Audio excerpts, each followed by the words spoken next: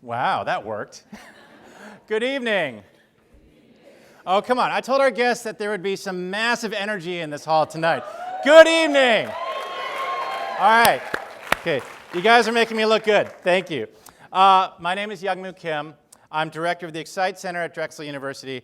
And on behalf of Drexel, it is my pleasure to welcome you to this highly anticipated edition of our Learning Innovation Conversations. And I will tell you now, we are in for a very special evening. We are privileged to have two distinguished guests tonight, so I'm going to be super brief with my learning innovation updates. If you've missed any of our previous events with renowned speakers from across the country, that's John Maida and Mimi Ito and Leah Beakley and Katrina Stevens, we invite you to catch up through our video playlist, which is online at drexel.edu/learninginnovation. Similarly, tonight's video will be posted shortly afterwards, so please share that with your friends and colleagues. And then we have one more event.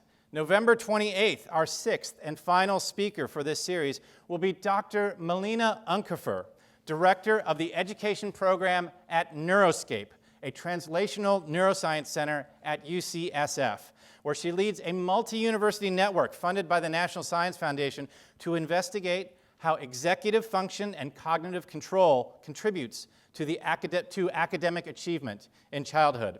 She'll tell us about her partnerships with educators throughout the country to design, implement, and assess education innovations grounded in the science of learning. So her talk is not to be missed. Again, that's November 28th. Registration for the event is open now. Now, excite.ticketleap.com. Don't wait. Run to your phones. Take them out right now. Just go to excite.ticketleap.com. You can go ahead and register for November 28th, and I hope to see all of you back here for that event. Now, as many of you know, learning innovation, or a key part of learning innovation, is our research on makerspaces. Our team has visited K-12 makerspaces across the country, and in early 2018, we are going to release a full report with our findings and recommendations. So, to be notified of the release of this report, all you need to do is sign up for updates on our Learning Innovation website. Again, drexel.edu/learninginnovation. But for those of you particularly interested in making, I wanted to let you know that our friends at Digital Promise and Maker Ed are hosting an Ed Camp in just about a week on November 4th at Friends Central with a specific focus on making, maker education, and hands-on learning. Now, for those of you who don't know what Ed Camps are, they are participant-driven professional development experiences created by educators for educators. We are huge fans of all of these organizations, and I know that this is going to be a fantastic event. So please go to bit.ly/edcamp-phl for more information. Again, bit.ly/edcamp-phl for more information about that Ed Camp, which is going to be fantastic. So as we head towards our final two conversation events this year, our goal has been to move from inspiration, we've had amazing talks, amazing ideas from lots of people, to implementation. So to this end, we are forming the Learning Innovation Network as a way to share innovative approaches across different kinds of institutions and organizations to spark interest within educators and unlock potential for all students. So by being here tonight, you are helping us to build this network, but we want your help in identifying others who should be here, those maybe who haven't heard about this event or hadn't heard about this initiative. So please help us by answering the following, right? Who is an education innovator in Philadelphia more people should know about, right? I'm sure a couple of people come to mind in all of your heads when you think about education innovation, but who are those who we need to know more about, who might not be right first on the list? So as usual, we're going to follow up this event with a survey via email and Twitter. So please help us connect, and by answering the survey, please help us connect with innovators at your school, your community, your organization, or anywhere else. So if you respond to this survey, you'll then be informed of our upcoming Learning Innovation Network events to discuss and define tangible steps for implementation. So please, after this event, think about this question. You'll get the survey. Just put in a quick response. And we'd love to have those ideas from across the city and region.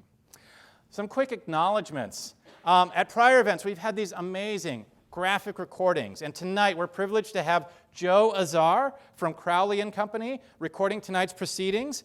You can watch this unfold over there in the window over there. Our thanks to reporters and editors at the Philadelphia Citizen, Technically, WHYY, and WURD for helping us reach new communities through their coverage of learning innovation. And as always, a very special thanks to our supporters for learning innovation. So please join me in thanking Jessica Berwind and her colleagues at Spring Point Partners who have made this conversation possible.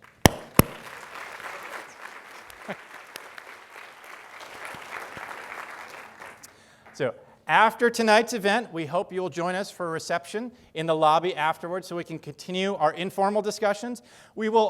I know that there's going to be some demand for this. We will have a designated area outside for photos and selfies with Chris Emdin. But while you're waiting in line for that, you can contribute to the graphic recording by sharing your thoughts with Joe. He'll be set up out there as well. So in that line, please share your ideas about learning innovation with Joe, and then it'll be incorporated into that graphic. Please tweet about tonight's proceedings using hashtag #LearningInnovation throughout the talks, throughout the discussion. I hope to see a lot of chatter on Twitter. And then following the presentation, as usual, I'll kick things off with a couple of questions, and we will invite you to use the microphones on either side of the hall to ask your questions. And of course, you can tweet your questions as well to @ExciteCenter. But for those of you who aren't on Twitter, you can also text your questions to that number right there, 484-588-4158. Every time I say that, I feel like I'm running a telethon. But that number is there. If you want to test it out right now, please go ahead. Please don't expect a response. I won't be able to respond to all of you right now. But you can use that number, and of course, we will bring that up again during the question and answer period so that you can text your questions there. And then, of course, remember to fill out the post-event survey afterwards that you'll receive via email and Twitter. So, oops. Sorry. All right, on with the show. I am thrilled to welcome our first distinguished guest this evening, who will frame the conversation and welcome our featured speaker. Our next guest is an innovator who has focused on quality and equity in education throughout his career, serving at every level: teacher, principal, central office administrator, and superintendent. He was previously superintendent of Prince George's County Public Schools in Maryland, where his work focused on enhanced access and rigor to ensure college and career readiness. Of course, he is currently superintendent of the School District of Philadelphia, the largest school district in the Commonwealth, where he's worked tirelessly toward the goal of great schools in every neighborhood. Under his leadership, Philadelphia has expanded successful school models, launched in-district turnarounds, opened new innovative high schools, and redesigned schools in partnership with the communities. Recently named as one of the most influential people in our city by Philadelphia Magazine, please welcome Dr. William Haidt.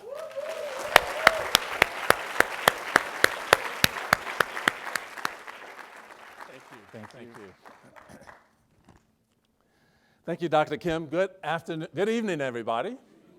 And I am excited to be here at the Excite Center as well. And I am really interested in Chris's talk later. And Chris, thank you for being here as well. And I'm going to introduce Chris to you shortly. And I was thinking about the mission and the Excite Center's mission. And that mission just around inspiring research and discovery by connecting technology and communities. And I think about that from the perspective of schools. And many of you have been in schools, many of you have attended schools, and unfortunately for many, the schools that our young people are experiencing today aren't very different than many of the schools that I attended in terms of their structure, their design, their operation. As a matter of fact, we still have a system that focuses on time, on days, on instructional hours, on credits. And when I think about that in the context of my grandson, and those who know me, particularly the individuals who are colleagues in Philadelphia, know that I talk about my grandson all the time. Well, he's 5, and now he has started kindergarten. And he started kindergarten this year, so really excited about him starting kindergarten. Because I was excited about him starting kindergarten because that whenever my wife and I were with him, he was very excited about his ability to problem solve, his ability to ask questions, his ability to use Siri to actually research things that we were talking about. So we had to be careful around him. And then what we found, so he enters kindergarten and everybody experiences the big day, and he gets into kindergarten, and I shared this with our principals last week in a discussion. Chris, you will recall this conversation, and it took him 3 days to get on yellow. Took 3 days, he's on yellow. And my daughter, his mom, was saying, "Dad, I don't know what to do. Tell me what I should do." And I said, well, talk to the teacher, find out what, in fact, you can do to support what they're trying to do at school, and find out what he's doing to just find out the makeup of the class. So how is he spending his time? Does he get to solve problems? Does he get to ask questions? Just find out those things that we actually tried to develop in this young person as he was preparing for school. So she goes in, she has a conversation with the teacher, and then she sends back a text note. That's how we fax now. We just take a picture and send it. But she sent back the text note. And the note was that from her teacher that was a description of what he does. And she says, well, he finishes his assignments in 12 to 15 minutes. And then he tries to draw attention of everybody else. And he's getting up and he is trying to be funny and he is moving around trying to get the attention of other children while they're working. Well, I share that story because I do think that for too many of our young people, that is their experience. And not just in kindergarten, but unfortunately throughout their educational experience. And I think about it from the perspective of if we're still designed in a scenario, within a scenario, that is about credits, it's about instructional hours, it's about days, then we are probably not serving many of the children's or feeding many of the children's natural curiosity, natural ability around inquiry, natural ability to solve problems, and natural abilities to think critically about the work that they are trying to achieve or solve. And so as I think about that, I think about innovation and what it means. And I do think that here in Philadelphia, we're excited, at least in the school district, we're excited that we have now what is called an Innovation Network. Chris Lehman, thank you for your work in helping us think through how to construct that network. But here's what we found. We found that while we have named something now innovation, that we have an innovation network, so we have a desire for things to be more innovative and engaging for young people, but we have a structure that is based in an old approach. And what happens in those cases, it literally chokes the innovation out of the great ideas that individuals in these schools are having. And so we have to think about it, we collectively have to think about it just as Science Leadership has thought about it, just as some of our other schools like Building 21, the workshop school, some of these schools have thought about how do we disrupt that structure in order to provide children with what they need. And I think that's how we have to think about innovation. And I'm looking forward to Dr.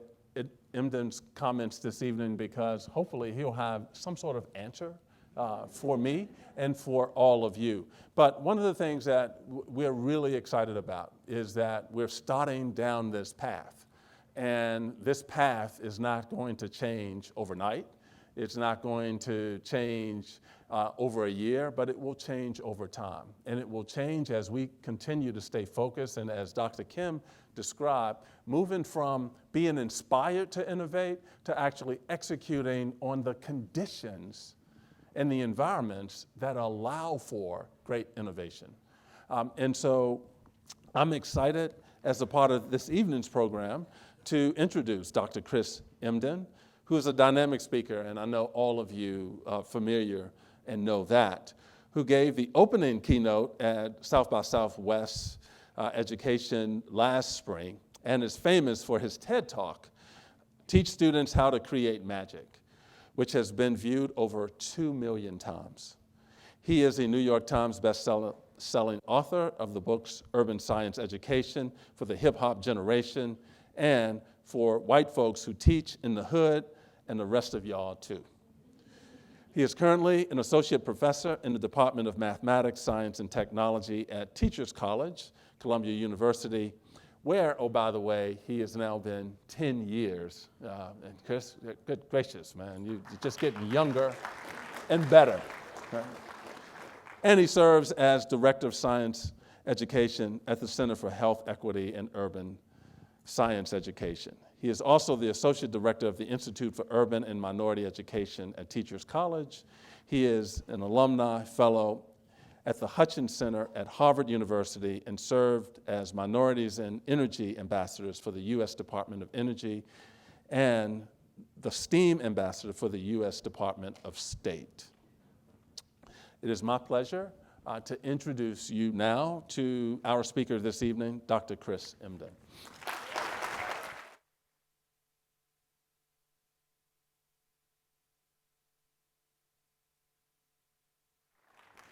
All right. So good evening, everyone. How you guys doing?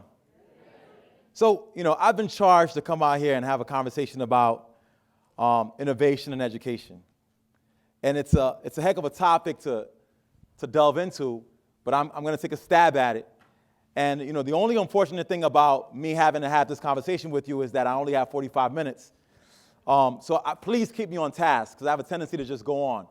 But in that 45 minutes, what I want to do is I want to share my take on innovation, talk about how my take on it has impacted my work, and talk a little bit about some of my research projects, and then just lay out the landscape of urban education as it relates to innovation. And I'm specifically talking about urban education because it's the place where it's become the ground zero for people testing out what they perceive to be innovative ideas, or where people believe that innovation is most necessary.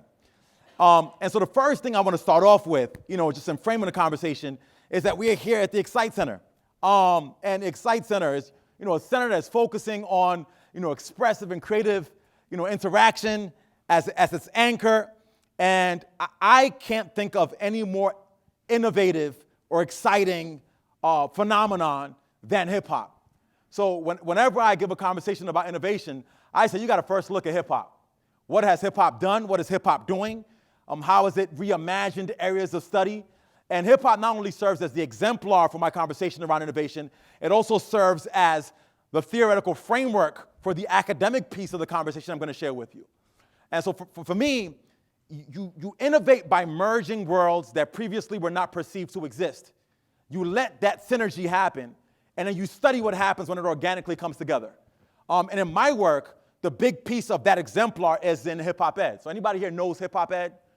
Or has been a part of hip hop ed? So hip hop ed is a chat on Twitter, a couple of y'all, some people still scared to talk. Yeah. That's half the battle with innovation for the record, but we're gonna go there in a little bit. Hip hop ed was just saying, I believe that hip hop and education need to have a dialogue to be able to make sense of how we transform both fields of study. And so it began with a conversation on Twitter about 7 years ago, where we're just gonna Twitter chat about hip hop and education and see what happens. And what happened was more people than myself and Brandon Frame in Connecticut somewhere thought this was a thing, right? And we got hip-hop artists, educators, teachers, professors, all thinking about these ideas in these silos. And once that happened, it emerged from being a Twitter chat to a lifestyle brand.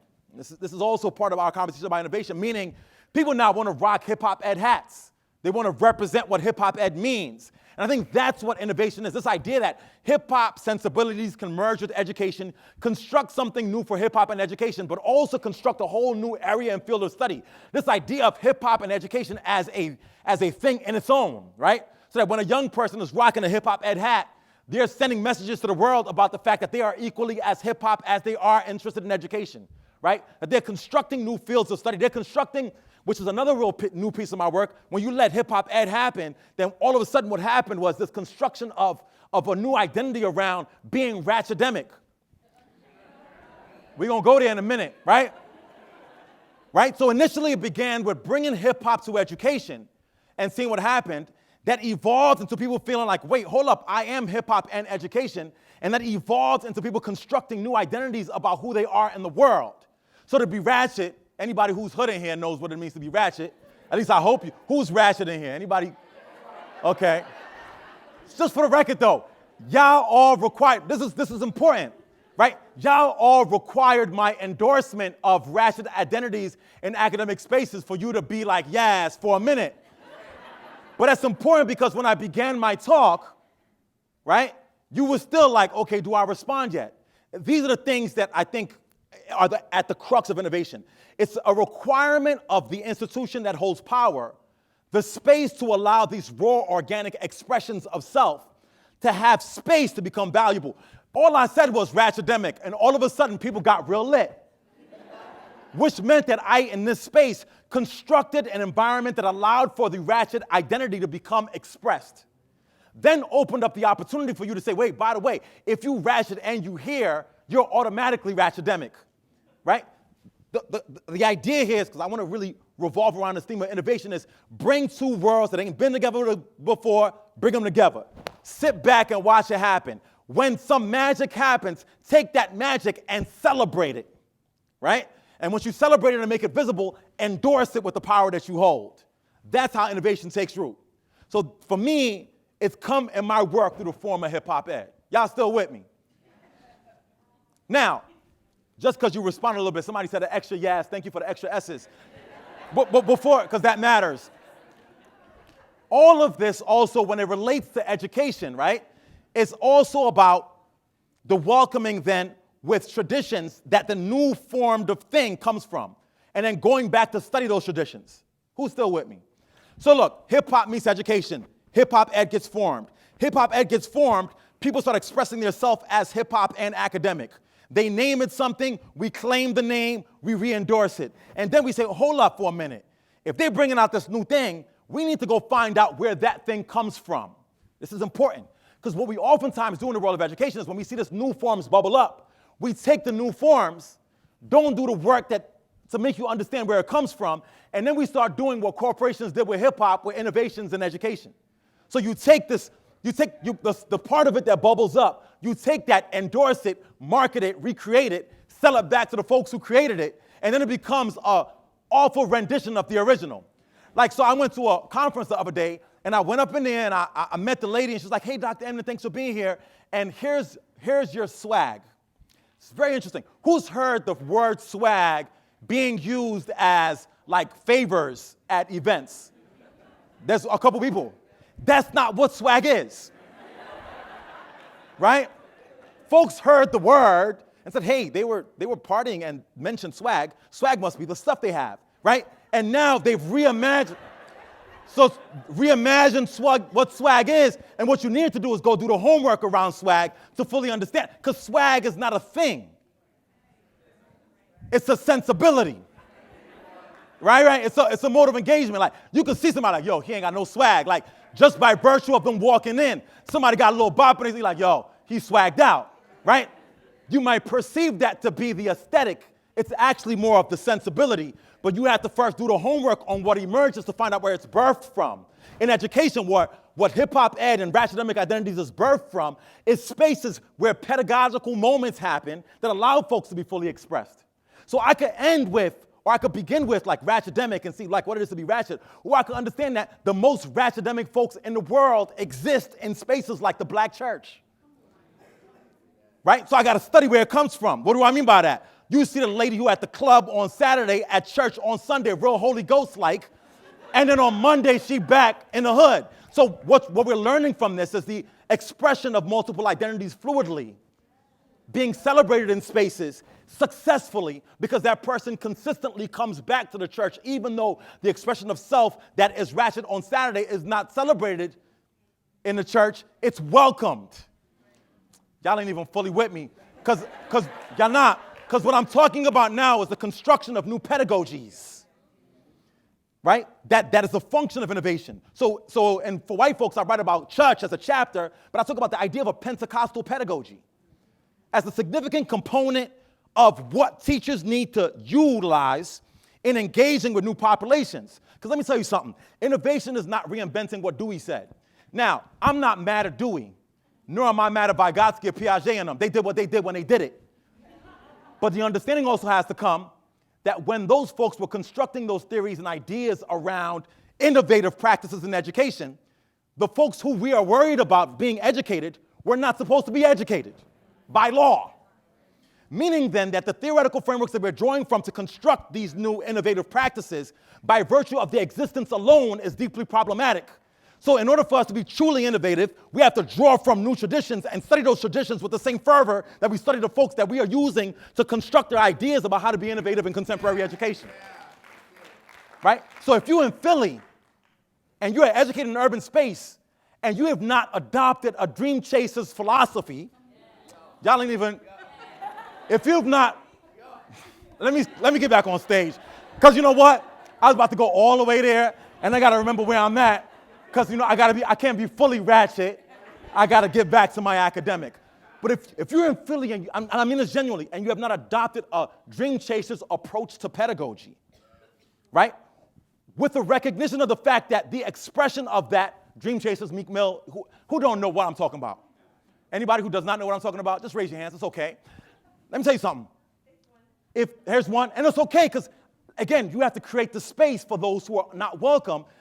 I'm trying to showcase a philosophy and concurrently demonstrate said philosophy in this talk. Look, so when I said dream chasers, what did you do? You were like, well, okay, I think I could figure out dream chasers. I'm not someone chasing dreams, right? So you didn't get the full scope of it, right? And for a moment, it's a moment of discomfort because you're not quite sure what somebody else knows, right?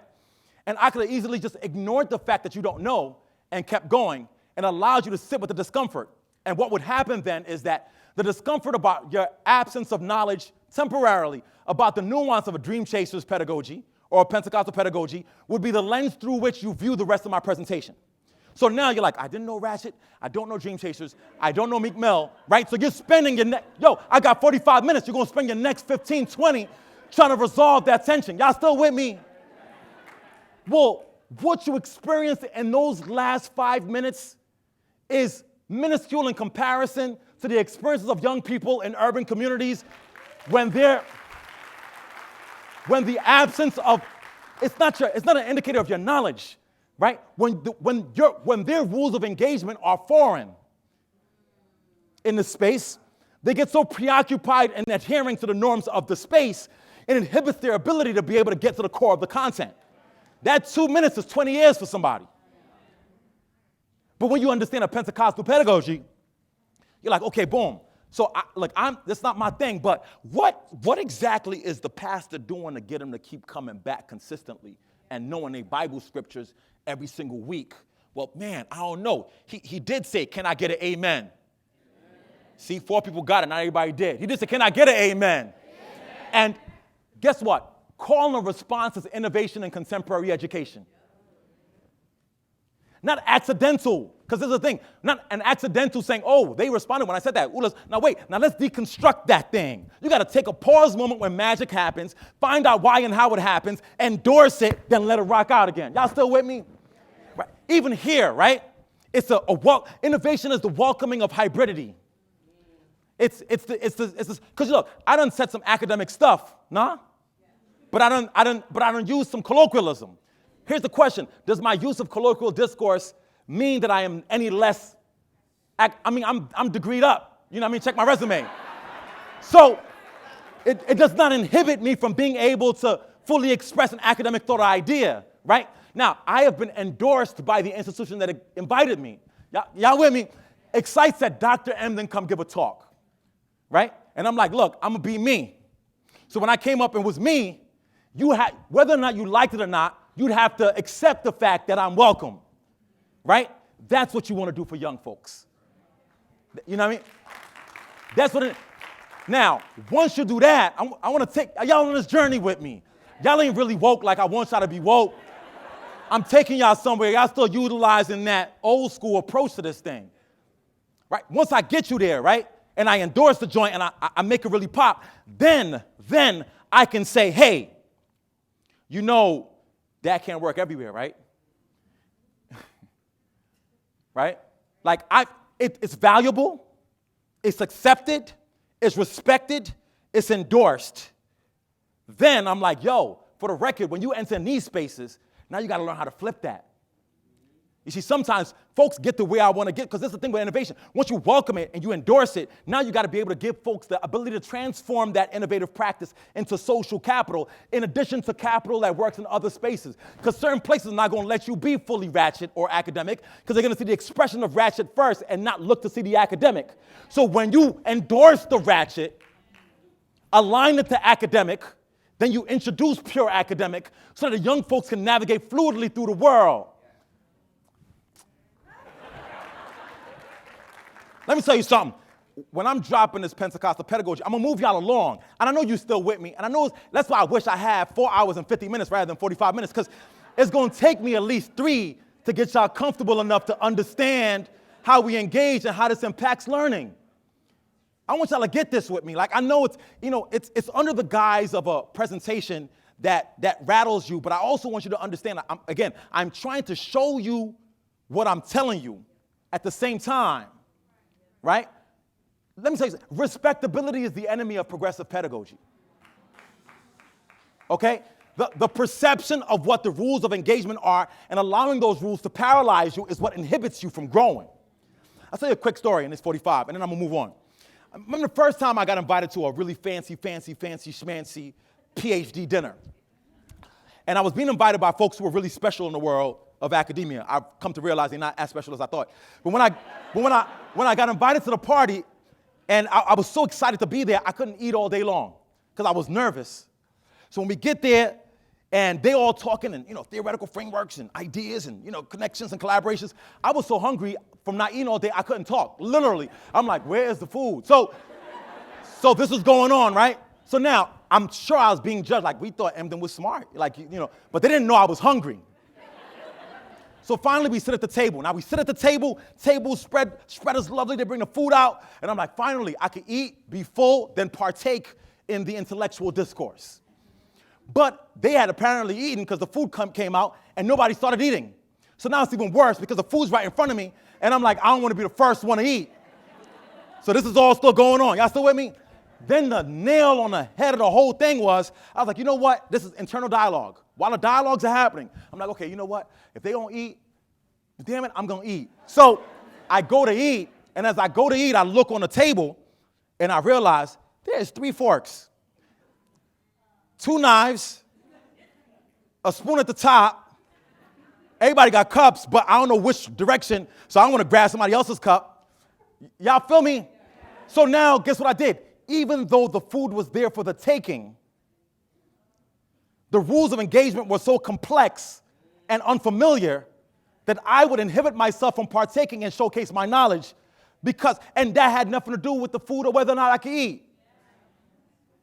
Once you eliminate these conventions, look, let me tell you about convention. Convention is, no disrespect to Stanford, I love them. I was out there a couple weeks ago, my boy Brian out there. Convention is having a techie side of the campus and a fuzzy side of the campus. Seriously, y'all think I'm playing?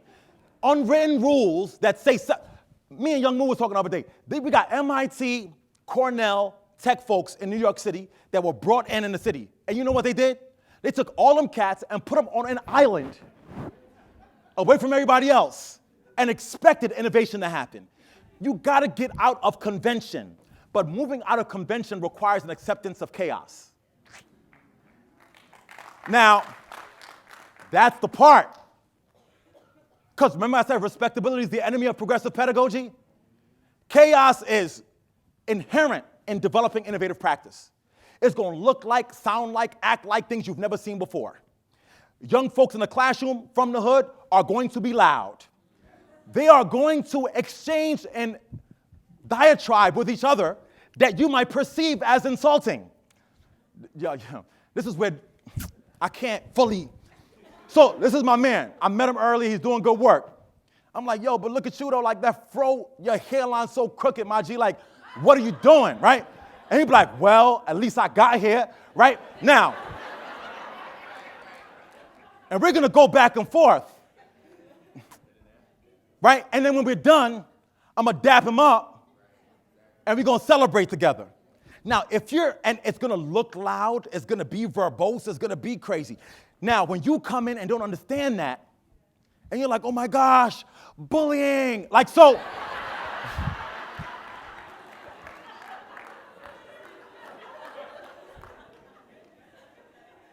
That's a thing, y'all. So what does it require? It actually requires you, when that plays out, to sit back and let that rock. Same formula. I want to hammer home this formula. Sit back and let it rock. Maybe for a second, let it slip out in the academic space. If it go left field, fix it. If it don't, let it rock out. Then be like, oh, that's how they engage. That is how they support each other in becoming more strong in a world that attacks them on a regular basis.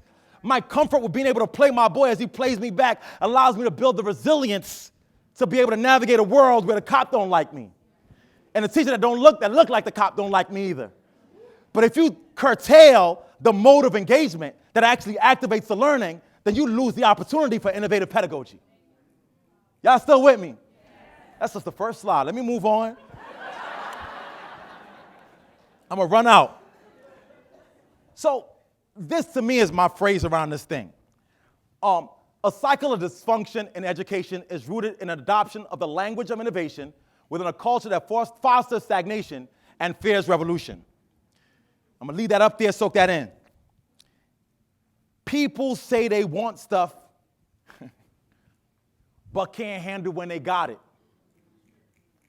We could talk innovative pedagogy all day long, but when you see it and it fights against everything you think you know, the first thing you want to do is shut it down. Look, my OG, Glory Latson Billings, shout out to you, OG, if you're watching or something, coined the phrase culturally relevant pedagogy. Does anybody need me to interpret what OG means, just for the record? It's not old grandma, it's, okay. Coined this phrase of culturally relevant education. Folks have taken that, culturally responsive education, Sammy Alim and them really remixing it and making some sense of this powerful work. And work that was on the fringes of discourse in education now becomes central. Now, if you get a degree in education and you don't learn or know the phrase culturally relevant pedagogy, you're perceived as not having had a formal education. Y'all see what's going on here? The adoption of a phrase because we're welcoming equity, we're welcoming innovation. So we bring the phrase. Then you intellectualize the phrase to the point where I go to a classroom and see a teacher that don't have that sauce. I'm gonna tell y'all about that sauce in a minute. And I'm like, miss, we need to coach you out some practices. And they said, well, I was just trying to be culturally relevant, right? So look, if you don't understand what you're using, you actually can utilize this to justify poor practice, and that person is harder to shift than a person who didn't understand the concept at all. See, I hate having a conversation with educators who can quote me Paulo Freire. Y'all ain't even, are y'all there with me yet or not?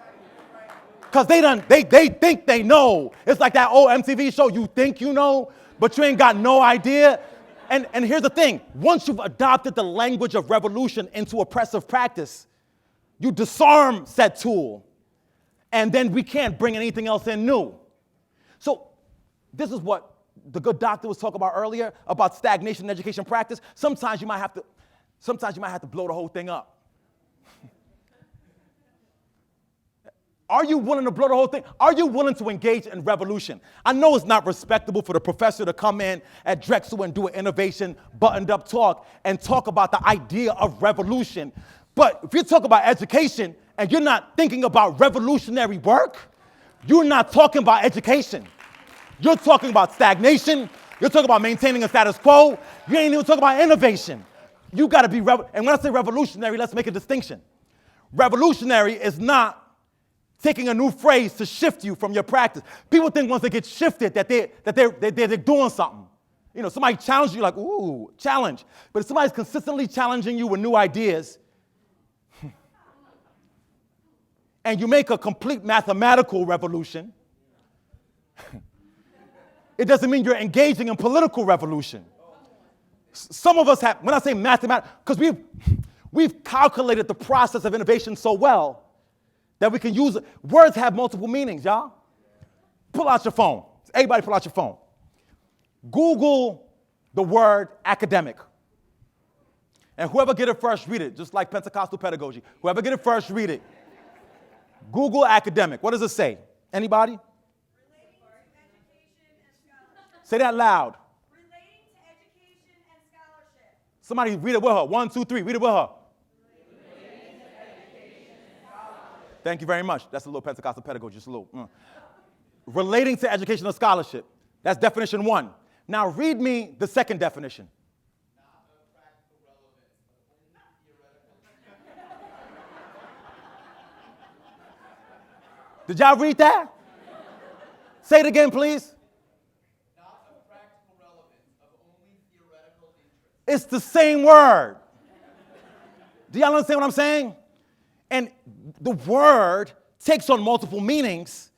You select what meaning adheres most to you, but somebody might perceive you as being about that life of definition 1 when your practice dictates definition 2. Okay. Now, revolution in the type that I'm talking about, which is necessary for innovation, is a fundamental change in power structure to give power to those who've lacked power and the removal of power from those who have it. Y'all with me? If you're thinking about education and you want to talk revolution and innovation, your first things first is to allow those who've had no voice to have voice. Who ain't got no voice?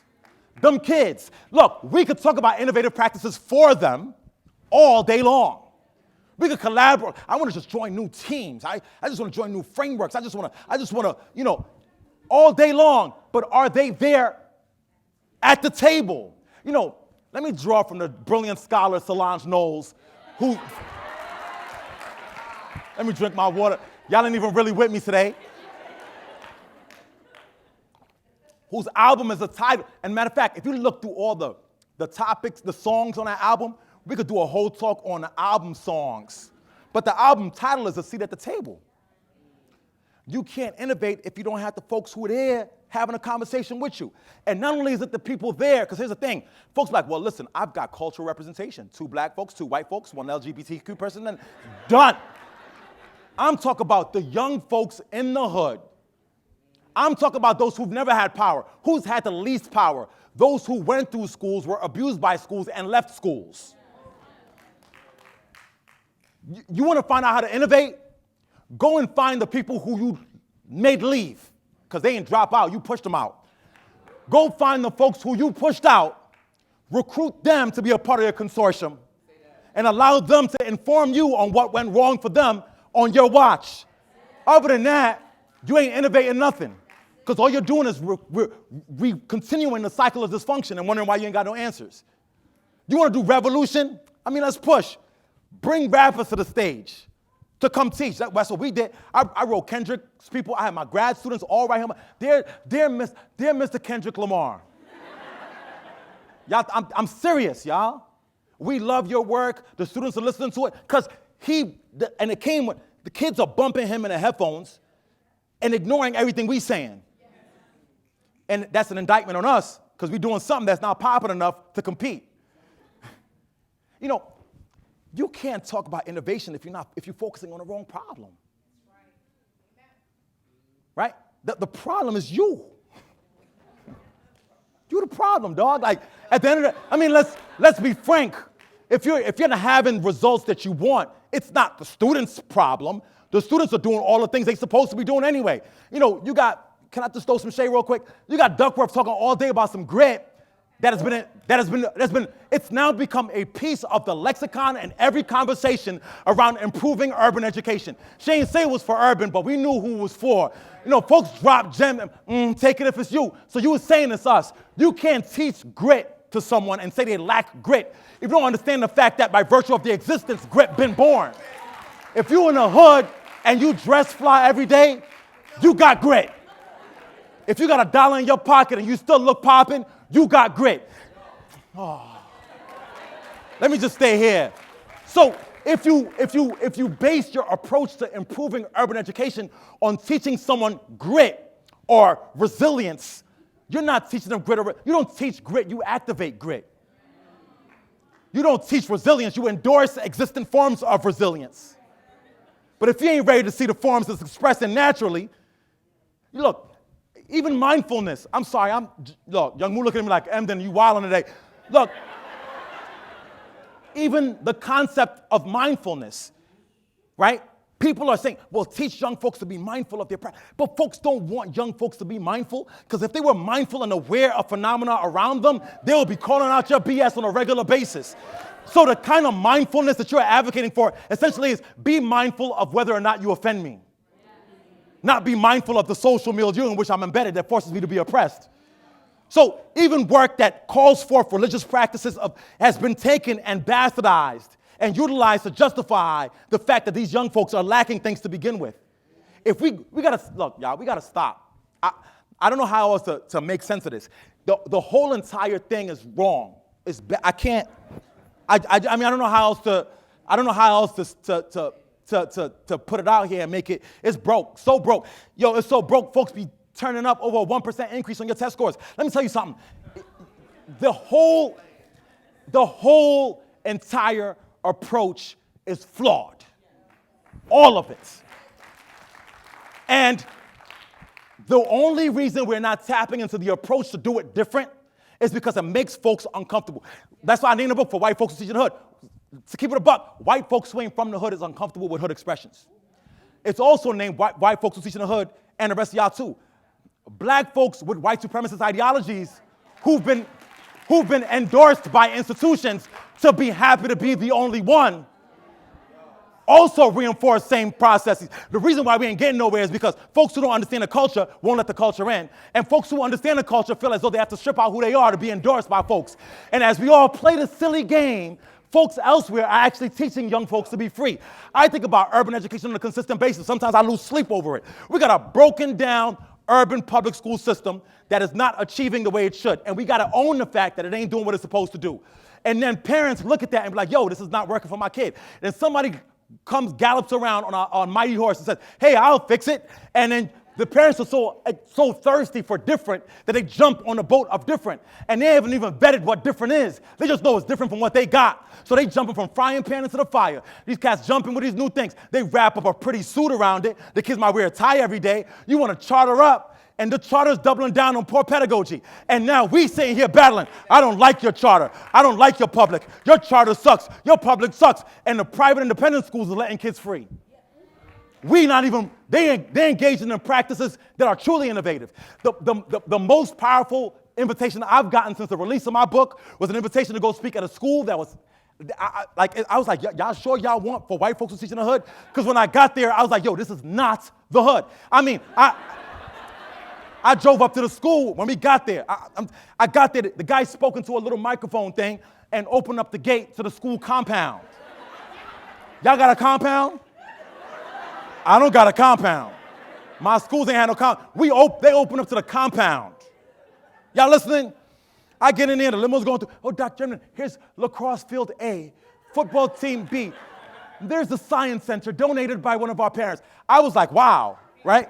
I get into the space, and they didn't even invite me to talk. They said, we were reading about your research, we like the ideas, so we created a wing in our institution that explores them. I'm being serious, y'all. I was so hyped, I'm like, y'all pay me, I ain't even gotta talk, you just want me to come see it? They're like, just come see it and give us feedback. I get in there, first thing that happens, I love telling the story. I was walking down the hallway, and this little kid bumps me, boom, and keeps walking. And my first instinct, there's young kids in here, so I won't tell you what my first instinct was. Right? Professor Ward got her baby here. But the kid bumped me, and as the kid bumped me, I was like, this motherfucker just bumped me like that was my first. Because he about this tall, like, man, disrespectful. And I was like, so you're inviting me to show that reality pedagogy causes rude kids? Like, I couldn't understand what it was about. And my second instinct was to trip him as he went, but I'm petty like that, you know what I mean? But I practiced self-control, and I buttoned up my blazer, and I said, all right. And I'm like, I'm gonna see you, kid, and I kept walking. I get into the class. There are kids on the side listening to headphones, because I do this thing called Science Genius. If you Google it, it's popping. The kids on the side listening to music, and they were in a chemistry class, and it seemed like they were rapping to each other. Affluent kids, not a black kid in sight. They're rapping to each other, and the only thing I could, like, my first thought was like, man, these kids are, if there was a rhythm achievement gap, because, but they was going for it, though. They were attempting. Tell them, like, this is not in sync, you know what I mean? But they were going for it. So the kids was over here rapping chemistry. They were doing a little Science Genius. The kids on the side were looking on an iPad and teaching each other. The kids in the front were sitting on a beanbag chair. And they were like, Dr. Emdin, this is reality pedagogy. And I was like, oh, this is amazing. And me, I'm trying to be critical. I'm like, what about the kid who's running down the hallway, though? And they're like, oh, it's the chemistry class. We're teaching about moles and molarity. I gave him a definition of moles, and he didn't like the definition. So he was running excitedly out the class to his English teacher. The reason why he bumped me is he was so hyped to go talk about moles. Y'all with me? And as this played out, I was like, it should have been a feather in my cap that my work is letting kids do stuff, but it hit me dead in the chest, man. And what it struck me was, one, when I go to urban spaces to ask for reality pedagogy, they're like, where's your rubric for measuring joy? That's the first thing that got me. But the second thing that got me was the difference in that school and every urban school where we're trying to innovate in the promised zone down the block. The difference is, them kids were free. It wasn't reality pedagogy, it was freedom. They were free to express themselves as they saw fit. Even if they were trying to be hip-hop and couldn't catch a beat, they were allowed to go where they needed to go to get to where we wanted, or to get to where they wanted. I think about the kid in the hallway. When was the last time you saw a kid in the promise zone running down the hallway without a pass? Can we talk or not? Sometimes the pass is so big, they look like Flavor Flav Clyde. Got little kids run around looking like Flavor Flav because you scared he won't come back to you. If the kid would leave your class and not want to come back, that's a reflection of the fact that you ain't doing nothing popping in that class. We teach young folks of color to be complicit. And here's the thing that bugs me out. It's ill enough, but we arguing over the uniform choice and the this, that, and the third. Are they issues to argue about? Yes, but they ain't even worried about none of it. Those are weapons of mass distraction. How about both them schools need to improve their pedagogy? How about, I don't like where this is going in many ways, but let's talk about allyship to construct an approach to teaching and learning across where we are to get things done. You could disagree with each other fundamentally on the philosophy of the institution, but at the end of the day, the core thing is how are we teaching? Sometimes innovation is back to the core of it. Okay. I'm sorry, my transitions is off. There are no beautiful segues here tonight. This is it, to me. It's a beautiful quote by Franz Fanon. 10 minutes? You're lying. 10? Only 10. Let me take 11. Can I get 11? It's all good. Now, I'm going to stop at 10 so we can do our thing. It's all good. Hey, is this a bid? Y'all bidding? The unpreparedness of the elite, the lack of practical ties between them and the masses, their apathy, and yes, their cowardice in the moment of the struggle is the cause for trials and tribulations for young people. At the end of the day, it really is the lack of practical ties and people being cowards. Does that hurt? We suckers, y'all. We are.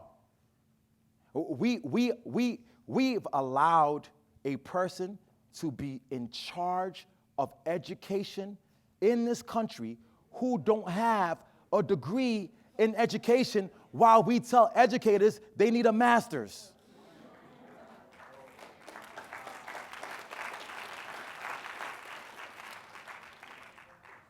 If you're silent about that, that's cowardice. And here's the thing. We're so broken because we can't speak back to the fact that we feel like we're left out. So, you know broken people break people? You know hurt people hurt people?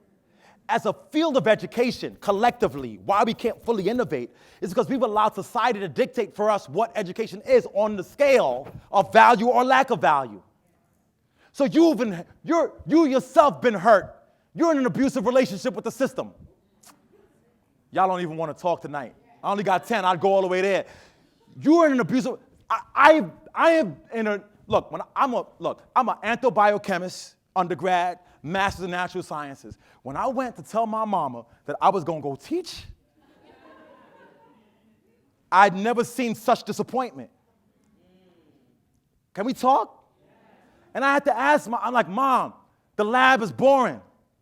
They don't like me, I don't like them.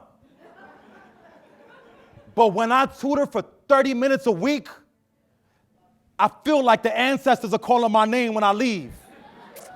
Y'all, and this is me. And then I had to ask myself, my mom, who's always advocated for my joy, expressed dejection when I chose to do what spoke to me. Why? Because she's allowed society to dictate to her what the value is to be an educator. We all go through it. You could say it or you could admit it or not, but I'm here to tell some truth. And because we all go through it and have not reconciled that trauma, we go into classrooms with young people and reinforce it. See, we on France, the replication of oppression is a powerful construct. When folks who've been historically oppressed get into a position of power, the only thing they know how to do is replicate the oppression they've experienced. It's the only way they can they've reestablished their position of authority. Half the teachers in urban spaces who've not resolved the trauma of feeling as though you're less than because you chose to teach are going in there in classrooms on a power trip. Now, the power trip may work in other places, but in the hood, the power trip is not going to work because we got our own. Like, fam, I worked my whole life to be me. And you like, well, I'm going to just control. So now you got power clash. Now, when you got power clash, let me tell you something. You're not going to win a power clash with a person who's constructed an identity about being something and someone. You're not. Half the system. Oh, y'all. Let me take. Yo, I don't have the stats on this. I got stats on. I ain't got the stats on. This is just projection. Can we just talk? 90% of the suspensions I've seen of young men of color were birthed out of a situation where they went one-on-one with an educator who didn't know how to deal with it. And all of a sudden, and the thing is, we don't understand how that becomes, not only is it traumatic experience for the person who's in it, right? Because they're in it, they're experiencing it. My homies was watching, so I can't lose. So I step all the way up and I act completely out of character. It's not who I am. I be at the mosque going, like, you know what I mean? Like, that's who I am. But today, not me. So now we go back and forth. You exercise your power. You shut them down. They get out of character. They do something egregious. You call security. Security gets them out. Recommend for special ed. Special education over time gets accustomed to complicity. Before long, jail gets comfortable. You get jammed up by police. You change the whole trajectory of a person's life because of your unwillingness to wield power to those who've been powerless. And it's not just the person experiencing it in the moment. It's everybody who's witnessing the phenomena as well. Then we want to talk about innovation. What you innovating, dog? For what? For who? For you? Right? For you to be a progressive educator? For you to construct the identity that you're doing good work? Or to actually do it?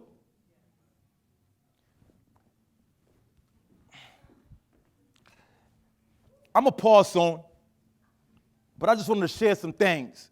Who got the book? Wait, hold up. Time out. Who don't got the book?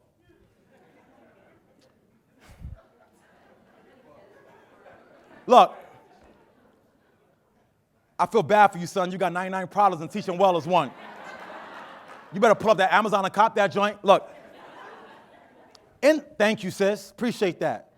Look, what I tried to do through the chapters in the text, and I'm going to close out here, is give you pedagogical practices rooted in the kind of innovative work that connects to having kids have voice. And it's not even that complex. I'm gonna give you the Cliff Notes version, but you gotta go buy the book to get the extended version.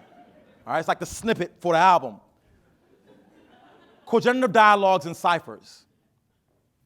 Innovative. Does not cost $1 million. Have dialogues with the students in your class, outside of class, about how they're experiencing your class.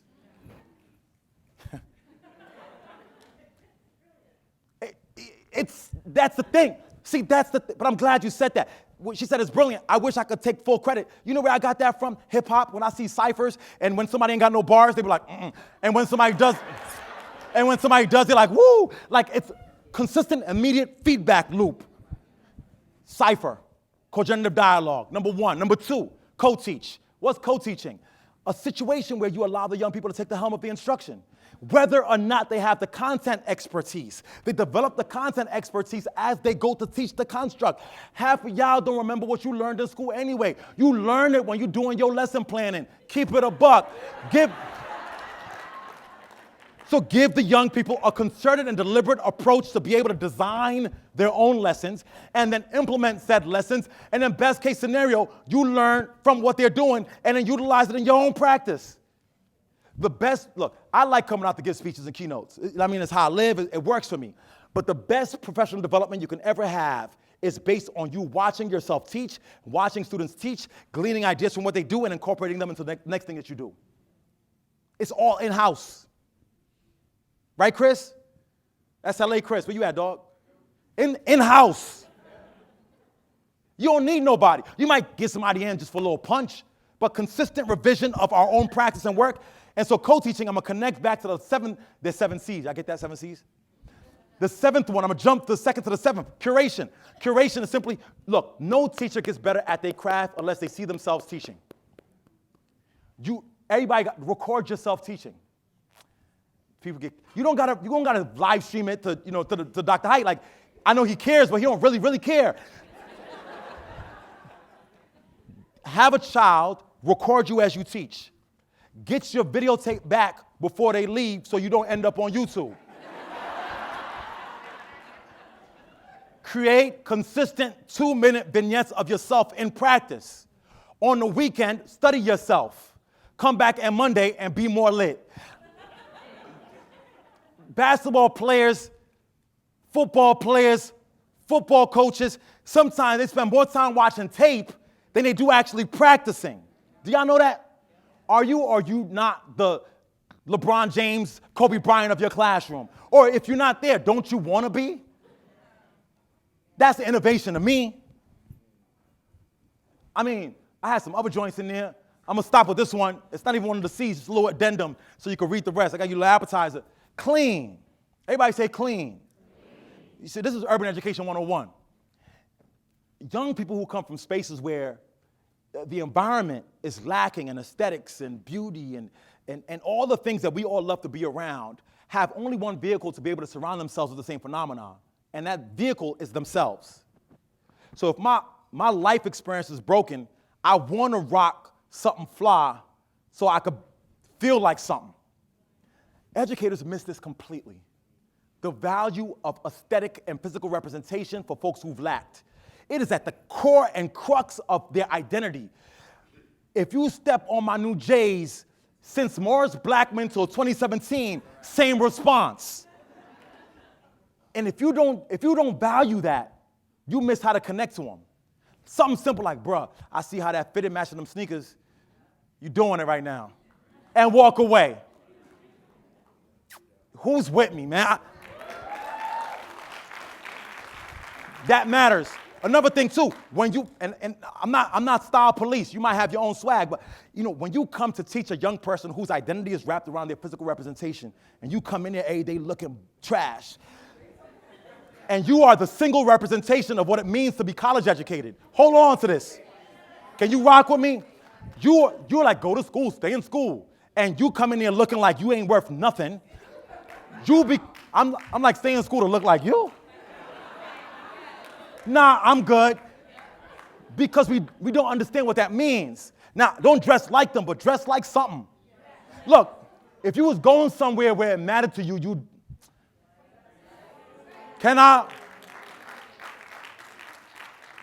would show that off. And if it's who I am and your currency doesn't signal that, then there's a signal cross, right? I'm not keep saying I'm gonna stop here. I promise. I promise. The last piece of it to me, and y'all can get the C's later, is if you want, I'm not talking about being innovative. You want to construct innovation. You have to pour life. This is sometimes a little left field when I go here, but you got to be willing to pour life into the young person to the point where they believe what it is that you want them to get to. And this is our grad schools of education are not talking about this. But this is it. You got to make folks, you got to walk into school and be like, what up, my physics phenom, mathematical genius, super scholar. You might have to use some words they don't understand yet. See, when society consistently delivers a message to you about who you are, verbally or non-verbally, when Big said, I'd like to dedicate this album to all the teachers who told me I wouldn't amount to nothing. That's a signal, y'all. My first song, my first album, the only person I want to shout out to is the teachers who told me I wouldn't amount to nothing. Now, the teacher might not have said, hey, Big, you're not going to amount to nothing. But your practices indicate, I'm a product of the PJs. My teacher always told me I grew up to be a reject. Folks is telling you what you're telling them without saying it. So if that's the message I'm receiving, an anchor of constructing innovative practices is to pour back the opposite of what they're receiving. Shoot, you might have to pour that into yourself. When you're going in to teach every day, you might have to I'll tell you the truth. Before I come out to give a talk, I was in the hotel room for a guy, I went in that mirror, I said, Dr. Emdin, you black intellectual giant, you. Better go out there and give them the business, right? You call for us the ancestors, you do that work. You do what you're supposed to do. Don't mince words. I'm like, but I don't know, it's drugs. Don't mince words. You get them that work. Then I walk out that hotel like, ooh, y'all about to get that work. Look, sometimes as an educator, you've got to take the moments to pour life into yourself to construct the educated identity you want to be. Then when you walk out on cloud 9 and you go out there and you pour that into them kids, y'all meet each other when you're vibrating on frequencies of excellence, that's teaching and learning. That's innovation. That is the work. Thank you.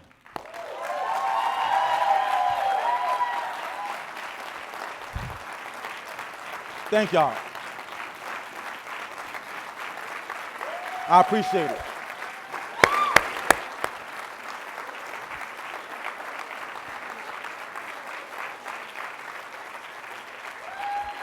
Thank you, sir. Appreciate that. Oh, my God. Thank you. All right. No, stay up here. Stay up here. All right, somehow we have to stay up here and keep talking a little bit. I don't know how I'm going to do it. Very good. And if we had a mic, we would just drop. But sorry, you got to stay up with me here, Chris. Okay, we do have microphones. We don't have that much time. We'll try to squeeze in some questions. There are microphones on either side. You can text, right? I hope we can put the slide back up there with the number where, they got it. They're supposed to have it back there, but there it is. Thank you. Thank you. So you can text questions to that number that is up there as well. I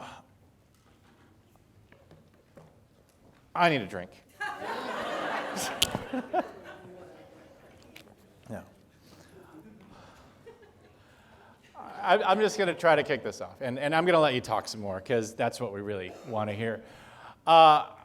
You brought up this issue in so many of the things you talked about, kind of authenticity and lack of authenticity, right?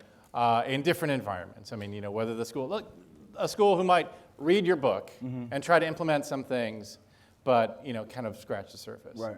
Or a teacher who comes into a classroom, tries to connect, but doesn't really understand how to do that. Can you provide some guidance or some thoughts about authenticity in learning? Well, the thing about authenticity is that that's the common currency. You know what I mean? So you don't have to be like someone. You just have to bring your authentic self. Like, so when we talk about Ratchetdemic, right, they're very urban-specific ratchet identities. They're also very Appalachian, rural, poor ratchet identities as well. And so, you know, everybody's running around trying to be something they're not. Most people in this room are nothing like who they pretend to be. The ideology that we all aspire to is one that doesn't exist. So if everybody brought their full authentic self, look, young people they could smell authenticity. Yeah. You know what I mean? So it's really about this idea of being you, doing you, and then matching that with consistency. So, you know, folks always, Dr. Emdin, I tried to do co-teaching after I heard you talk, and when I went in and I had the kids teach, it didn't work. And I'm like, so how much did you try it? I did it that one time, it didn't work. Well, that's because they're accustomed to you sucking. So, like, you know what I'm saying? Like, no, genuinely, you know, every consistent pattern action becomes a ritual. You know that, right? Every consistent pattern action becomes ritual. Once ritual has been enacted over time in classrooms, young folks acclimate to the kind of self that you present to them. So they're normalized to engaging in practices that are oppressive. You know, you could go to a school and be like, hey, y'all, that kid came in late. What do you think we should do about it? And the kids would be like, kick him out, suspend him. And you'd be like, yo, I thought that was your homie. The reason why they respond that way is because they've developed a ritual of seeing themselves and people like them as being disposable. So the immediate reaction to something that's emancipatory is to reject it. It's like, you ever have a homie that came home from jail? I'm sorry, this might be a bad example, but when you have a homie that came home from jail and you go out to eat and they like this the whole time, and I'm like, bruh, nobody's gonna take your food. It's not because they don't know they could eat. It's because they've developed a ritual around needing to do that.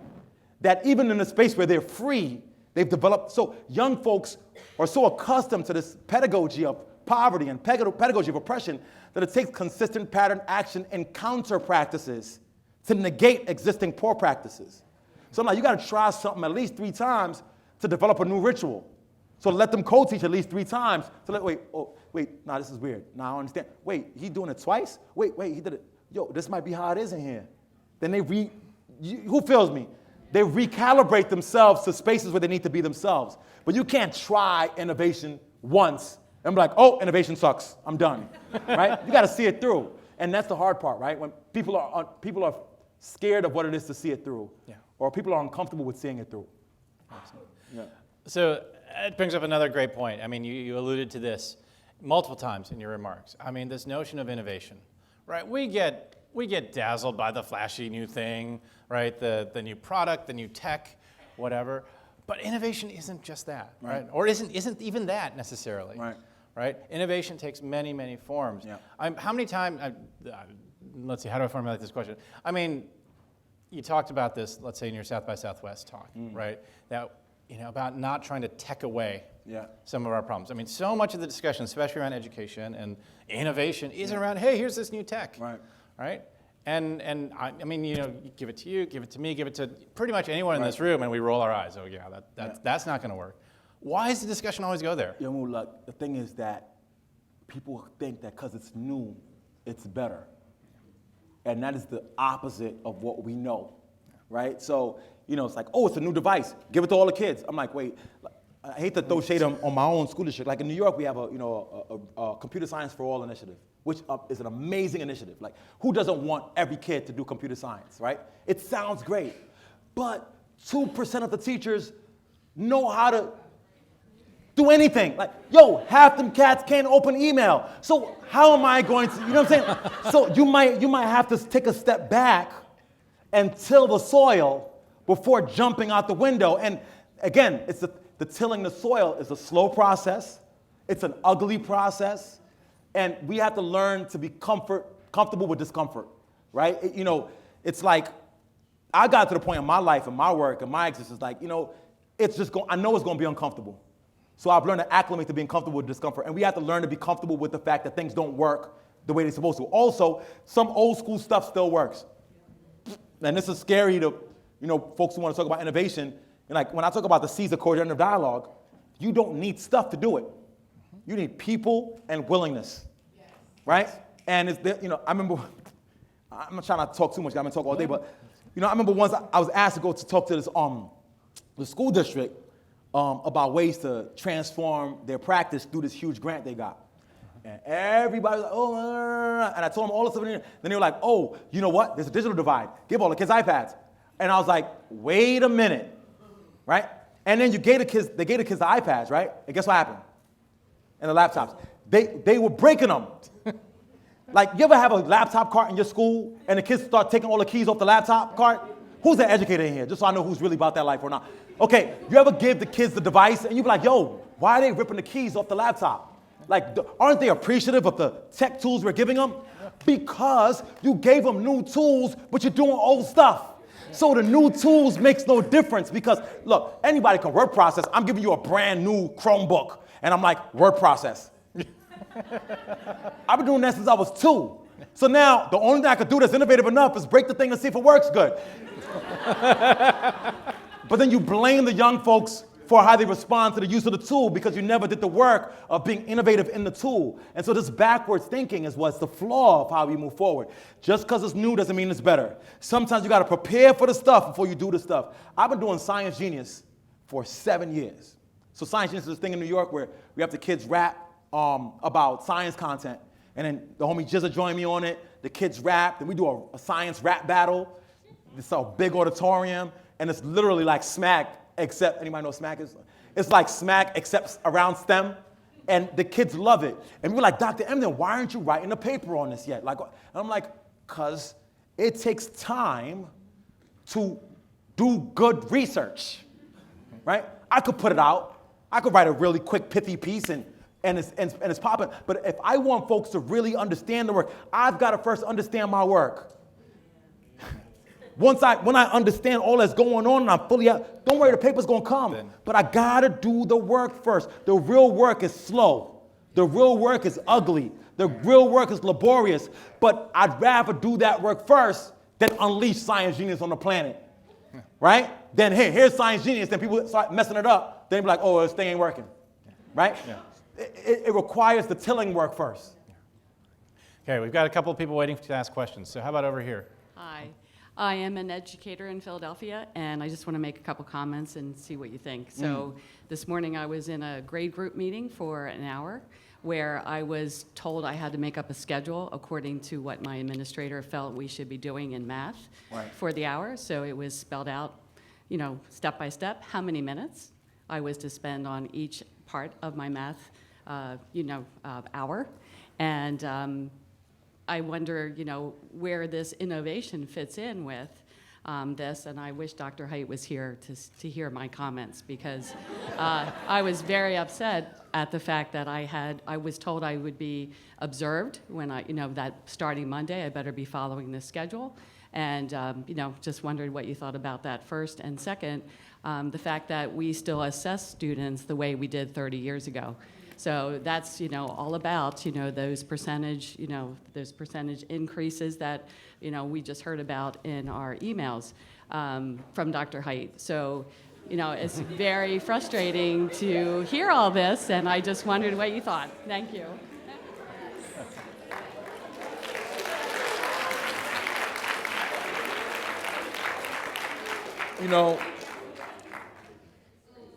I hope my reaction said a lot.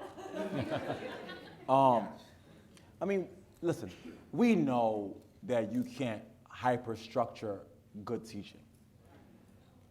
I think what's happened is, and this is the thing with people in this world, like even I go through this all the time, y'all. Like I have folks who be like, oh, Dr. Emdin, progressive educator, I love him, da-da-da-da. Then I'll say something, they'll be like, oh, he's anti, like people are always consistently trying to put folks in camps. I'm like, I don't rock with none of y'all, and I'm okay with that. So, it's like, that's our guy, no, he's our guy. I'm like, I'm none of y'all guy, y'all all trash. And I think what happens is just that, right? So I think what happens oftentimes is that we know that a hyperstructured teaching and learning, it stifles the creativity of the educator, which stifles the creativity of the students and inhibits good learning. But I think what happens is a lot of cats think that you could teach and freestyle. You know what I mean? And it's like, bruh, you can't just go in there and do whatever. So in response to folks who just be like, I'm gonna just wing it, then people get hyper-structured, and people don't understand that there has to be a merging of the two. So my talk today, Young Wu will tell you, how many slides did I have when we was going over the slides? The first one, the first deck I had. Oh, yeah, like 60? Okay. 60? At least I have more than 60 slides, but I used 3, maybe 4. Y'all understand what I'm saying or not? If I came in here like, I don't need to, because my slides helped me think. It helped me structure. It helped me remember what I wanted to hit. You see what I'm saying? Then I could put them in value till the last second. What was I doing? Oh, just cutting. I was reorganizing, cutting. I was changing, juggling editing. my slides Yeah. till the last second before y'all walked in here, and I ain't even used up to a third of them. I'm trying to make a point. My point is, I needed to do the deliberate, laborious work of thinking through my thoughts in a constructive fashion first, so that I could come up here and flow. So I hope I'm answering your question. You can't just flow, but we all know how trash my talk will be. Like, well, now slide forward. It wouldn't have worked. And there has to be a merging of the two, and educators have to be able to confront each other about where do we structure but still allow ourselves to be able to go. It's like every good everything comes back to hip hop. Every good hip hop artist, when they freestyle, it really does. Everything comes back to hip hop. You ever heard of dope freestyle artists? Not like a written freestyle artist, like a freestyle artist. That's just going off the top. Even your favorite freestyle artists got their go-to bars. Y'all feel me or not? Like, they could be going off the top, like, you know what I mean? Like, you know, party. My man got the t-shirts of black at the party. This is how we do. Hanging on, kicking it with my homie Young Moo. You got to give me a pound, right? So, but you got to. But in the process of that, when I run out of bars, I'm like, yeah, and it don't stop. You know, Dr. Ennis stay on the beat like cops. I wrote that. But I need to... Okay, I need my written so I can freestyle good. If you just gonna freestyle all day, you ain't got no anchor, you lost. And I think they respond to those polar opposites, and polar opposites don't work, right? And then I forgot her second question. The first one was about structure. The second one was about Assessment, yeah. You know, that goes without saying. Yeah. That goes without saying. And the thing about assessment also, you know, that I want to just make the point about is, sometimes we actually do accept other forms of expression and celebrate it, but we don't endorse it. So the kid comes in and does the poem about, you know, biochemistry. You're like, amazing, amazing, but you ain't getting no points. You ain't got no, and so what that does is you show them that that form has no value. So when you, just by what you value, you ain't going to work if you ain't getting paid. Like, you just care for the love. I mean, that's great, but you need your check. They need the affirmation through the endorsement. And I think more robust forms of assessment are necessary, obviously, but if you only have a unitary form of assessment with complex knowledges, it don't work. This is my issue with Gardner. I feel like I'm throwing shade at all the old school cats. I mean, but you know, the idea of multiple intelligences makes so much sense. But how you do it, though? How do you construct assessments that align to it, though? You know, that becomes the question. So how do we take amazing ideas and then do the work? Becomes the question. But unitary form of assessment are problematic, especially for young folks of color. I mean, I don't want to make these generalizations, but, you know, look.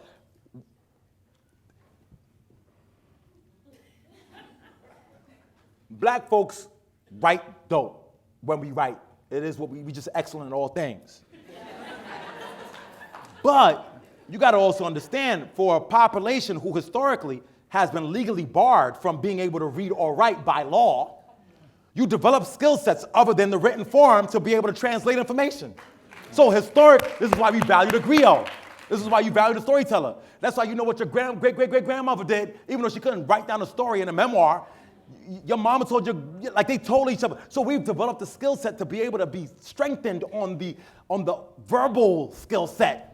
This is why rappers are so skilled. They are the ancestors of the griot and the storyteller. So if I've mastered the art of translating information through speech, and the only form of assessment is through written. Yeah. And here's the thing. If I assess those who've done well on written through speech, they would fail too. Yeah. You know what I mean? So it's an issue of understanding that we need complex ways to measure knowledge so that we can really truly understand where folks lie. And then you can, and here's my whole thing. Like in the book I write about it, like the whole code switch phenomenon. It's like, once I'm like, yo, you got 100 for telling me that process so nice, but you got a 40 in how you wrote it. So that averages out to a 60. You might want to, you know what I mean? I know you got the hustle. When you hustle hard and do the other part, you already got the 100. See, if you start off with the 100 around content, not frivolously, then I feel like, oh, I could do this subject thing. I'm going to put in the extra work because the work is light anyway to do the other part. Here's the thing about work. We work, dog. You know, I love giving this example. A sister with braids spends 4 to 6 hours putting the braids in. If they legit braids. Some folks skip the edges, you know what I mean? But you put in time. And you put in time and endure pain. Because them braids be tight. Then after the 6 hours, you got a week where they still hurt. Then if you're projecting out the possibility of a perm, once it starts to itch, you can't scratch it. So you got to beat yourself in the head to go through the process. Rock with me for a little bit. I'm taking you somewhere. And then I go through all that self-torture because at the end, I have a vision of what the end looks like and it has worth. I'm like, yo, I'm gonna go through them 6 hours plus that week because when I walk down the street though, they're gonna see, you know what I mean? Like, so I have a vision of what the feeling is like to have new braids walking down the street looking good. Yeah. So because of that, I'm willing to put in the work to get the outcome. Because I have a vision of the outcome and it has worth for me. In schools, there's no vision of an appropriate outcome. Right? There's no image, there's no feeling of what it'll feel like at the end to be that lit. Because I've not introduced that over the course of it.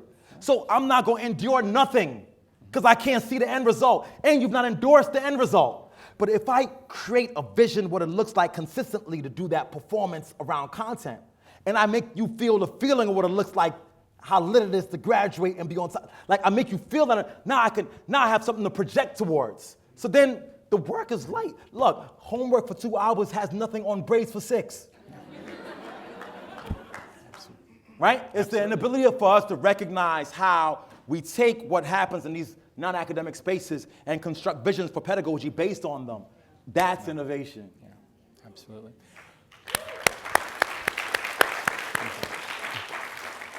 So, as always, we're running out of time, but we have a tradition with our learning innovation conversations. We finish up every question and answer session with a lightning round.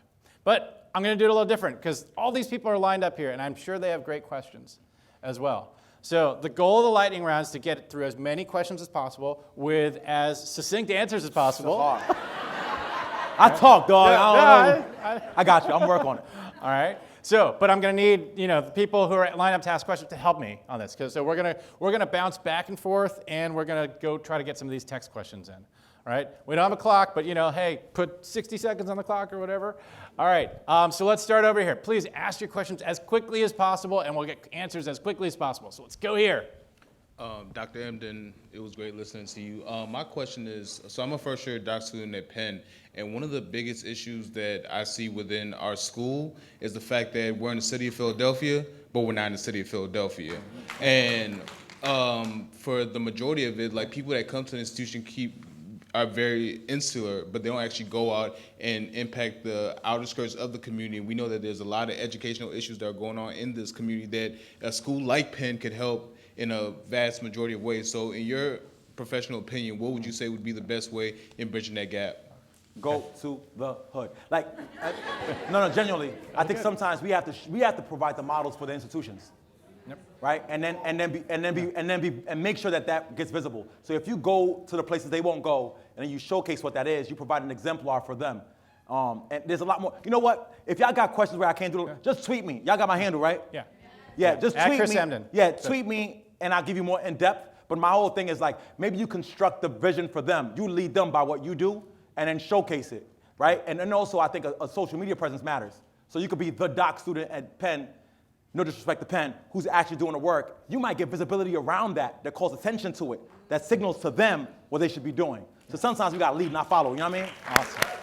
Okay, like 15 seconds per question. Here we go, Oh, God, over there. I'm made of questions. All right, the fear. Talk about the fear. The fear of kids failing in the future. You're talking about the private schools, the kids who have the things to look forward to, the hood kids, maybe not so much. Talk about the fear of the educators going into the hood and maybe not being accepted because of their whiteness. Fear of hiring kids from the hood, even though they study STEM. Yeah. I think fear is a real thing, and I think the only way to fight fear is courage. Right? And some folks got to stand in the gap and be willing to put themselves on the line. And just to say real quick, if I shared with you the amount of hate mail I get, you would shudder. And I'm not even saying anything crazy. At least I don't think it is. But I got to wake up every day and look in the mirror and say, why are you on this planet? Right? And have the courage to keep saying what I believe in.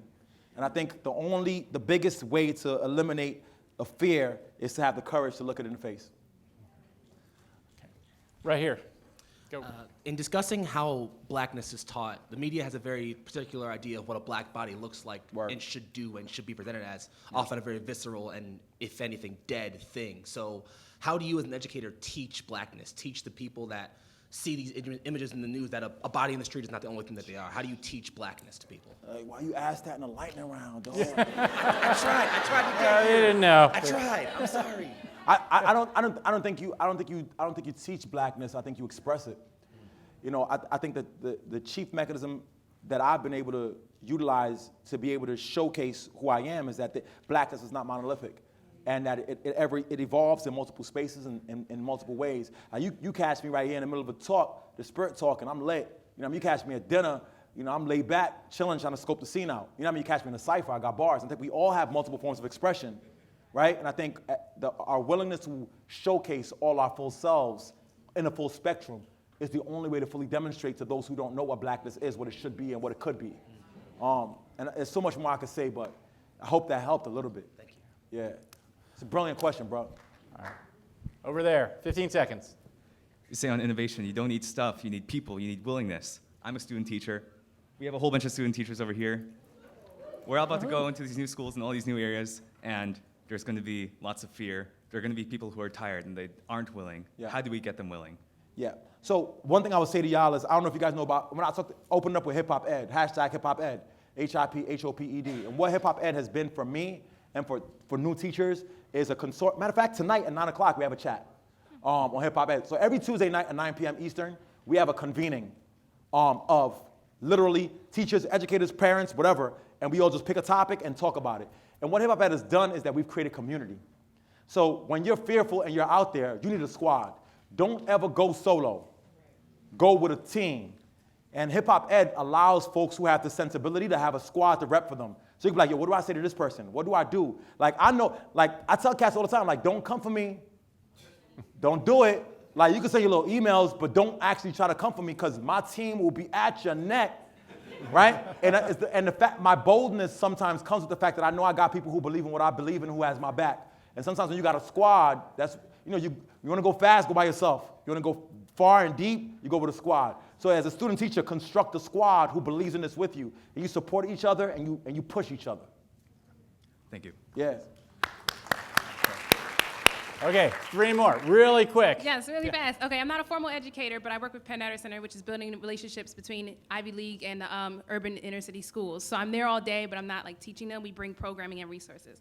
My question is, what's the best way to approach administration to implement some of these innovative techniques? Because we have the school I work at, they keep them in the lunchroom all day. When it's lunchtime, they're not allowed to leave. They can only stay. They can't even go to the library to do work or talk to us. They can only stay in this room. So how can we approach them to do these innovative techniques? I really wish I had all day with y'all. I really, really do. All I want to, you open up talking so fast. Y'all remember the Cosby Show? Open girl that was talking mad fast? When you open up, you just like her. But, I always say, and this is on the record, but off the record, the chief mechanism that I've been able to use to justify practice we know is right to do is to use the language and discourse of power to justify revolutionary work. So sometimes you might want to be like, just for the record, there's research that indicates that young folks who sit in the same seat all day long, and show them the article. Because sometimes when we say it ourselves, folks don't listen. So sometimes you have to be able to utilize the language that they will listen to justify the work. Half the things that they're quoting and citing, they're citing wrong anyway. So So sometimes you got to be able to find folks in the world to support your argument so it's not like an empty argument. Because common sense will say don't keep kids in the cafeteria all day. I get this kind of stuff all the time. I want just to make the point. Do y'all understand that she's talking about a school in 2017 with black and brown babies sitting in the cafeteria all day long? Do y'all understand how crazy this is? And it's like, that's the world we live in. So find their own methods to justify what you know is right to do. It's the easy way. And then let's build, because there's a lot more to talk about than that for that. Because that's a civil rights issue. Yeah. Yeah. Thank you for that. All right, 2 more quick ones right here. Your discussion was geared at non-urban foreigners coming in to teach urban students. Can you give some insight on what actual urban teacher community is now? And then also, if that is small, would it be part of the solution to get more urban students into education? Yeah, we talked about this earlier. I did a little radio thing, and I was like, part of it also is that there's no representation. So we have an issue of folks who are not aware of the culture. Then you have young folks who don't see teaching as something that they'd like to or even want to do. Not even education, teaching, right? And we know historically for folks of color, we've reached the heights of our successes when we've had people who speak to the classroom and people that speak to the soul. As a community, teachers and preachers have been an anchor to the community. When you move folks out of those domains, then you lose the spiritual connection, and you lose the pedagogical connection, and then you lose the entire generation. So I think one of the things that we have to do is representation. Like NYC Men Teach is a new initiative in New York. I know Philly has something aligned as well, where you have these gentlemen doing, can y'all stand up? These cats right here? These guys. Doing amazing work around representation. So I think representation matters. Recruiting students to teach from when they're in high school and junior high school and seen as a profession to follow matters. I think what I said about hip-hop ed, about building communities of educators who are like-minded, who are always engaging matters as well. I think a urban education workforce, it just looks like folks who speak to each other. And, one of the biggest mechanisms through which folks disallow folks from doing what they was right to do is by isolating them. So you feel like you're the only one. When you feel like the only one, you lose steam. So it's about forging connections as a way forward. Hashtag hip hop ed. Join the movement. Yeah. Thank you. Yeah. And then just to add, Sharif and Vince here are from the Fellowship for Black Male Educators. They had an amazing national convening. Sorry, tell me again, Sharif. Black Male Educators for Social Justice. Social Justice. Yeah. My apologies. They had an amazing national convening about a week ago and are doing amazing work. Please check it out online. All right. Last question. Sorry, this has to be the last question. Okay. So my sister is a elementary school music teacher up in Jersey, and she recently brought a cultural event or a current event into the classroom and used it to further build her lesson about how we handle anger and how we build it into something positive instead of destructive. And that's what she used this event for. And then the parents started fighting against that, saying you should be using current events in the classroom, and she did it very tastefully.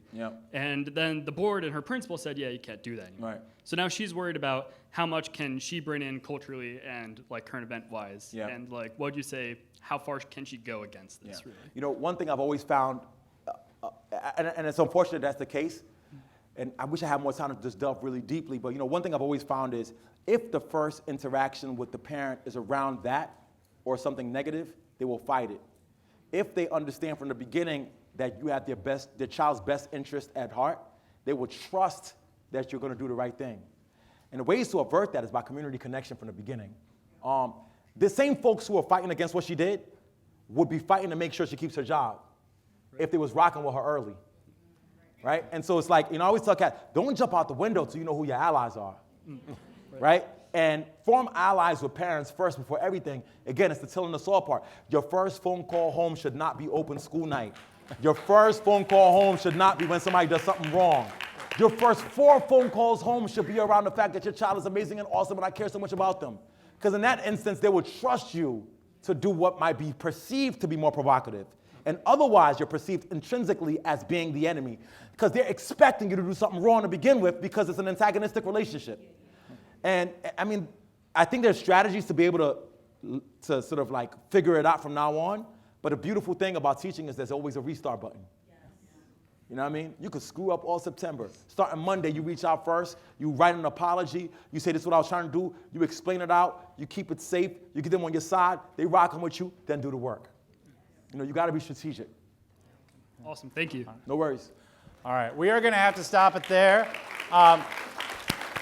Hold on one sec. One sec.